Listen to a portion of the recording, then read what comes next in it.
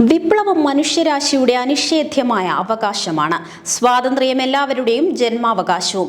അധ്വാനിക്കുന്നവനാണ് സമൂഹത്തിന്റെ യഥാർത്ഥ പരിപാലകൻ. ഈ വിപ്ലവത്തിന്റെ ബലിപീഠത്തിലേക്ക് നാം നമ്മുടെ യുവത്വത്തെ ധൂപമായി കൊണ്ടുവന്നിരിക്കുന്നു. കാരണം മഹത്തായ ഒരു ലക്ഷ്യത്തിലേക്ക് ഒരു ത്യാഗവും വലുതല്ല. ഡൽഹിയിലെ സെൻട്രൽ ലെജിസ്ലേറ്റീവ് അസംബ്ലിയിൽ മാരകമല്ലാത്ത പുകബോംബുകളോടൊപ്പം അധികാരികൾക്കുള്ള ലഘുലേഖകൾ വിതറിക്കൊണ്ട് ഭഗത് സിംഗ് പറഞ്ഞ വാക്കുകളാണിത്. ആരെയും വേദനിപ്പിക്കാനായിരുന്നില്ല, ഒരു പ്രകടനാത്മക പ്രവൃത്തി മാത്രമായിരുന്നു അത്. തൊഴിലാളി വിരുദ്ധ വ്യാപാര തർക്ക ബില്ലിനെതിരെയായിരുന്നു നടപടി. കേസിന്റെ വിചാരണയ്ക്കിടെ ഭഗത് സിംഗ് കോടതിയിൽ പറഞ്ഞത് തനിക്ക് വിപ്ലവം ബോംബിന്റെയും പിസ്റ്റളിന്റെയും ആരാധനയല്ല, മറിച്ച് തൊഴിലാളി വർഗാധിപത്യത്തിന് കീഴിൽ വിദേശ ഇന്ത്യൻ മുതലാളിത്തത്തെ അട്ടിമറിക്കുന്ന തരത്തിലുള്ള സമൂഹത്തിന്റെ മൊത്തത്തിലുള്ള മാറ്റമാണ് എന്നാണ്. ആ കാലങ്ങളിലെ പ്രത്യേക സാഹചര്യങ്ങളാണ് ഭഗത് സിംഗിന്റെ മാർക്സിസത്തിലേക്കുള്ള പരിവർത്തനത്തിന് പ്രചോദനമായത്. സൈമൺ കമ്മീഷൻ ഇന്ത്യയിലേക്ക് വരുമ്പോൾ വൻതോതിലുള്ള തൊഴിലാളി പ്രക്ഷോഭം നടക്കുന്നുണ്ടായിരുന്നു.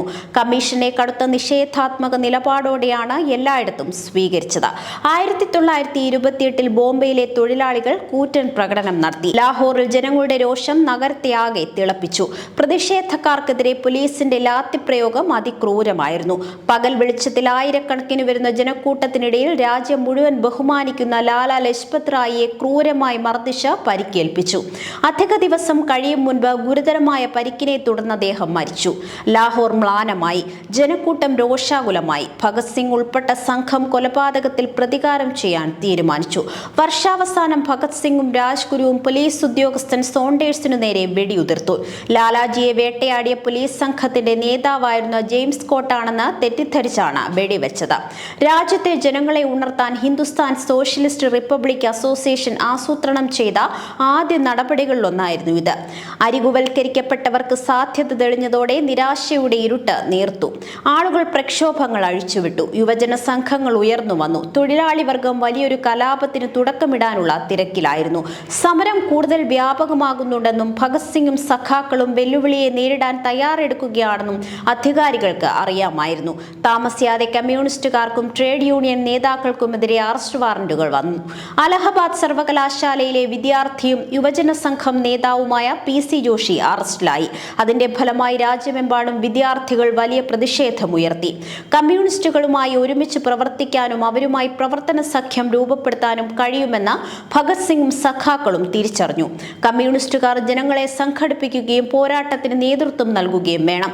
അതേസമയം HSRA സായുധ വിഭാഗത്തെ പരിപാലിക്കണം. എന്നാൽ കമ്മ്യൂണിസ്റ്റുകാർ സായുധ പ്രവർത്തനത്തിൽ വിശ്വസിക്കുന്നില്ലെന്ന് അവർ മനസ്സിലാക്കി.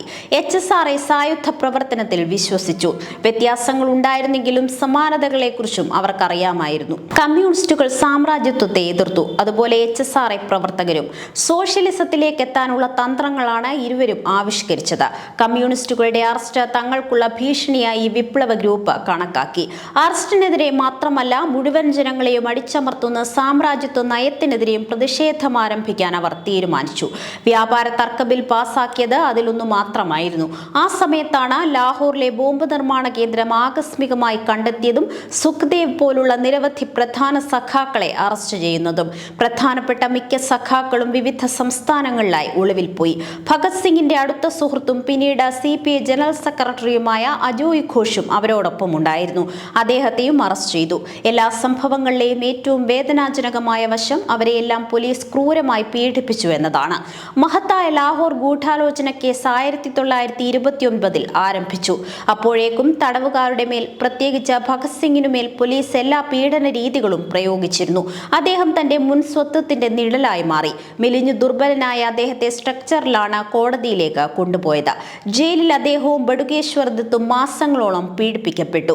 എല്ലാം കഴിഞ്ഞു, ഇനി ഒന്നും ചെയ്യാൻ കഴിയില്ല എന്ന ചിന്തയിൽ നിന്ന് മുക്തി നേടണമെന്ന് ഭഗത് സിംഗ് തന്റെ സഖാക്കളോട് പറഞ്ഞു. നിവർന്നു നിൽക്കാൻ കഴിയാത്ത അവസ്ഥയിൽ ചാരുകസേരയിൽ ഇരുന്നു കൊണ്ടാണ് തങ്ങൾക്കെതിരെയുള്ള കേസിന് ഒരു കൃത്യമായ രാഷ്ട്രീയ ലക്ഷ്യമുണ്ടെന്ന് ഭഗത് സിംഗ് ദൃഢനിശ്ചയത്തോടെ പ്രഖ്യാപിച്ചത്.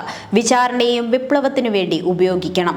സാധ്യതകൾ ഉള്ളപ്പോഴെല്ലാം ബ്രിട്ടീഷ് സർക്കാരിനെ തുറന്നുകാട്ടണം. വിപ്ലവകരവും അജയ്യവുമായി ഇച്ഛാശക്തി പ്രകടിപ്പിക്കുവാനും അവസരങ്ങൾ ഉപയോഗിക്കണം. പ്രസ്താവനകളിലൂടെയും കോടതിക്കുള്ളിലും പുറത്തുമുള്ള നമ്മുടെ പ്രവർത്തനങ്ങളിലൂടെയും രാഷ്ട്രീയ തടവുകാരുടെ ലക്ഷ്യത്തിനു വേണ്ടി നാം പോരാടേണ്ടതുണ്ടെന്ന് അദ്ദേഹം കൂട്ടിച്ചേർത്തു. നമ്മൾ അകത്തും പുറത്തും നമ്മുടെ പ്രവർത്തനം തുടരും. നമ്മുടെ പ്രവർത്തികളിലൂടെ ജനങ്ങളെ ഉണർത്തിക്കൊണ്ടിരിക്കും. പുതിയ നേതൃത്വത്തിന്റെ ഉയർച്ചയ്ക്ക് അടിത്തറ സൃഷ്ടിക്കുന്ന മാതൃകയാണ് തങ്ങളുടെ തലമുറയെന്ന് അവർ വിശ്വസിച്ചു. അധികാരം പിടിച്ചെടുത്തതിനു ശേഷം സമൂഹ പുനർനിർമ്മിതിക്ക് അടിസ്ഥാനമാക്കാനുള്ള തത്വമായിരുന്നു അവർക്ക് സോഷ്യലിസം. ഭഗത് സിംഗ് ഉത്സാഹിയായ വായനക്കാരനായിരുന്നു, പ്രത്യേകിച്ച് സോഷ്യലിസ്റ്റ് സാഹിത്യം. ഷോലാപൂർ കലാപം, പെഷവാർ കലാപം, ചന്ദ്രസിംഗ് ഗർവാലി നയിച്ച ഗർവാലി സൈനികരുടെ വീരോചിതമായ നിലപാട് തുടങ്ങി ജയിലിന് പുറത്തു നടക്കുന്ന എല്ലാ പ്രധാന സംഭവങ്ങളെക്കുറിച്ചും അദ്ദേഹത്തിന് അറിയാമായിരുന്നു. ബഹുജന പ്രസ്ഥാനത്തിന്റെ ഏകോപനത്തോടെയും അവിഭാജ്യ ഘടകമെന്ന നിലയിലും ജനങ്ങളുടെ ആവശ്യങ്ങൾക്കും അവരുടെ ആഗ്രഹങ്ങൾക്കും വിധേയമായി മാത്രം സായുധ നടപടി സ്വീകരിക്കേണ്ടതിന്റെ ആവശ്യകതയെക്കുറിച്ച് അദ്ദേഹം പറഞ്ഞു തുടങ്ങി. പിസ്റ്റളുകളുടെയും ബോംബുകളുടെയും അടിസ്ഥാനത്തിലല്ല, മറിച്ച് ഓരോരുത്തർക്കും അവരുടെ അടിസ്ഥാന ആവശ്യങ്ങൾ നിറവേറ്റാൻ കഴിയുന്ന അഥവാ സോഷ്യലിസത്തിലേക്കുള്ള പരിവർത്തനത്തിനായുള്ള പോരാട്ടമാണ് നടത്തുന്നതെന്ന് അദ്ദേഹം കോടതിയോട് പറഞ്ഞു. ജയിലിലെ കാഴ്ചപ്പാട് വികസിക്കാൻ പഠനങ്ങൾ അദ്ദേഹത്തെയും കൂട്ടരെയും സഹായിച്ചു. അവർ സോവിയറ്റ് യൂണിയനെ വിലമതിച്ചു. 1930 നവംബർ വിപ്ലവത്തിന്റെ വാർഷികത്തോടനുബന്ധിച്ച് സോവിയറ്റ് യൂണിയനെ അഭിവാദ്യം ചെയ്തുകൊണ്ട് ആശംസകൾ അയച്ചു. എല്ലാ ശത്രുക്കൾക്കെതിരെയും സോവിയറ്റ് യൂണിയന് പിന്തുണ വാഗ്ദാനം ചെയ്തു. 1931 മാർച്ച് 23 കറാച്ചി കോൺഗ്രസ് സമ്മേളനത്തിന്റെ തലേന്ന് ഭഗത് സിംഗിന്റെ വധശിക്ഷ നടപ്പാക്കി. അന്ന് ഭഗത് സിംഗിന് 24 വയസ്സ് പോലും തികഞ്ഞിരുന്നില്ല.